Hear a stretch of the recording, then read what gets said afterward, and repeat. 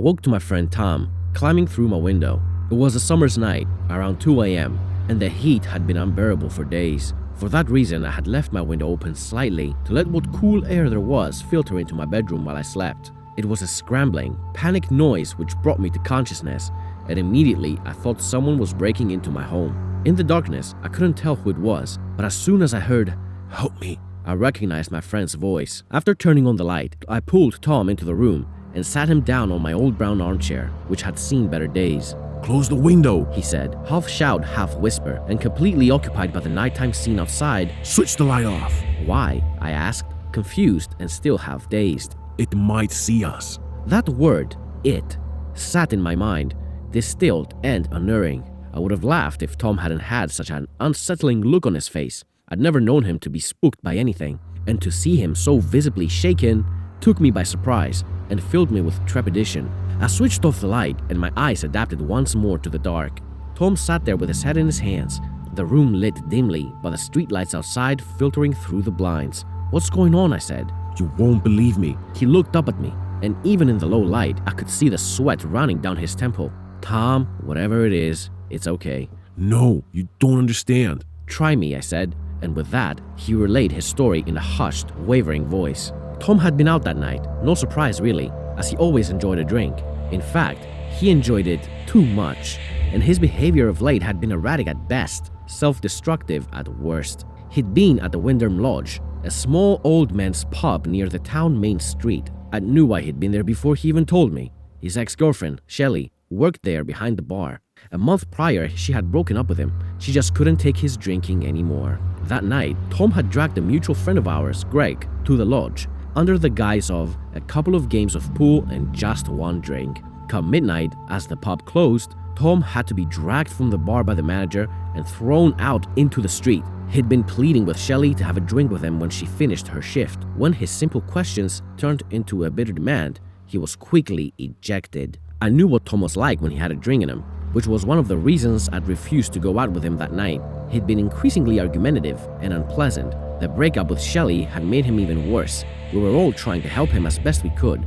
I'm not painting a great picture of him, but when he was sober, he was a thoughtful and caring person and a good friend. After staggering down a couple of streets and lanes, Tom produced a hip flask filled with whiskey, which he carried in his pocket, and asked Greg to join him for a few more drinks on the way home. Greg refused, no doubt already having had his fill, and so it wasn't long before an argument broke out. Greg was just trying to help Tom up the road, but instead, he received drunken insults, Tom throwing around words he'd regret in the morning. After a few minutes of a verbal bashing, Greg gave up and made his own way home. Tom staggered along the road and cursed Shelley, Greg, and the rest of the world for refusing to have another drink with him. There was nothing else for it but for Tom to drink alone. As he wandered along an empty street not far from where I live, the rain came on, slight at first, then torrential. So heavy was the downpour, in fact, that he was forced to take shelter and wait for it to pass. It just so happened that the street he was on, Sterling Street, had its fair share of abandoned buildings, having once housed the workers of a now defunct factory.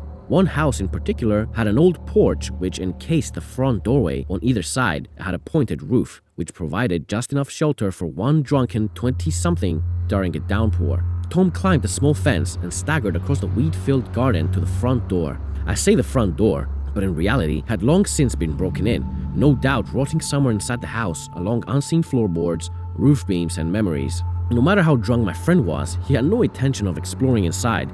He just wanted somewhere to stay dry, and the porch would provide enough protection for that. And so he sat on the front step, angry and embittered, the rain for the most part being rebuffed by the porch roof above. He waited there a while, looking out across the overgrown garden to the street beyond, the rain dancing off the tarmac. It seemed clear to Tom that he was going to be there for a while longer, and so, if all else fails, drink. There he sat, taking increasingly longer slugs from the hip flask. It filled with cheap whiskey, and Tom filled with anger at the world, at Shelley, Greg, and everyone else who didn't understand. Now, Tom had a habit common to heavy drinkers. When he would get to the precipice and intoxicate most of his sober mind, he started talking to himself. And that night, after the pub and a good portion of his hip flask, he began a conversation. He cursed his friends and family, his situation. He called Shelley a whore. Beyond all else, he hated those around him for being so perfect and lecturing him on how to live his life. At least the drink wouldn't turn its back on him. That was something he always said he could rely on. The rain hadn't abated, falling with the same ferocity as it had from the start. Tom's words swallowed up by the white noise which blanketed everything around him.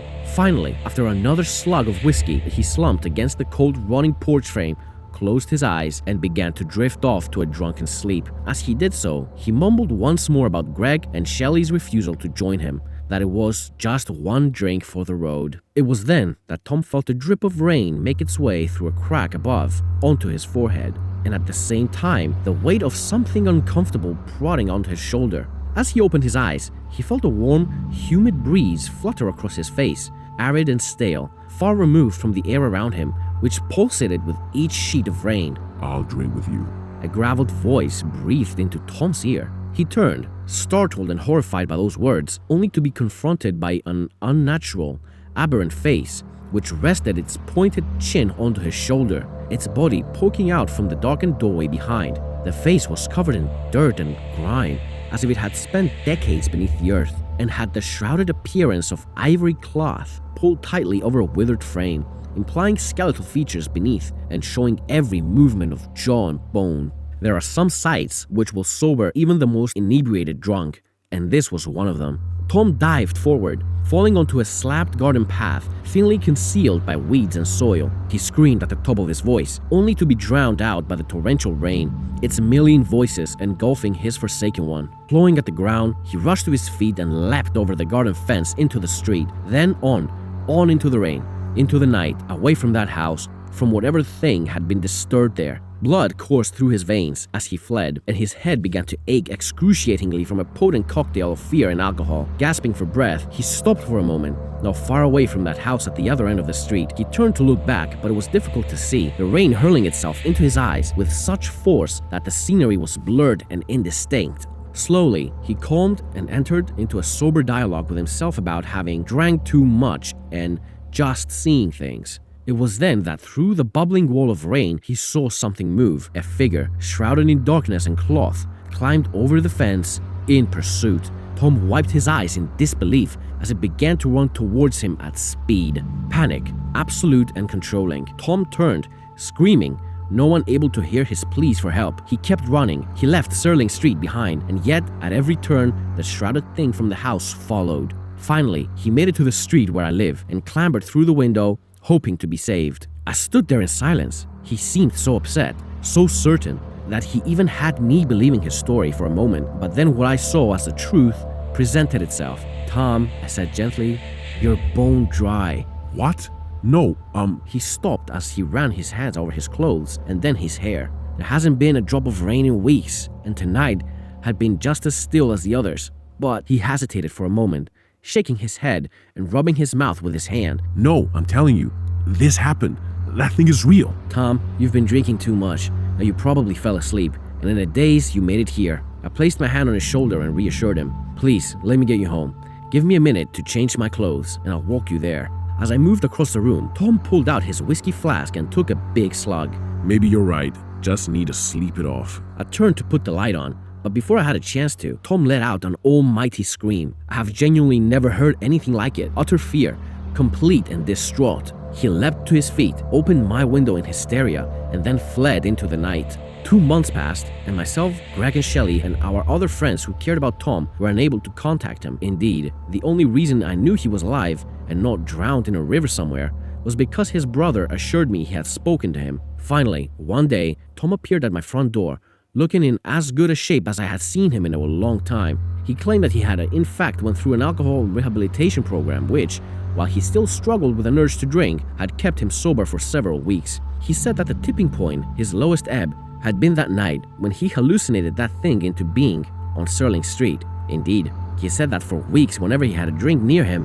the figure would appear from the darkness, following, chasing, never relenting. In the end, more than anything else, it was the fear of a mental illness taking hold and seeing that hallucination again, which made him stop drinking.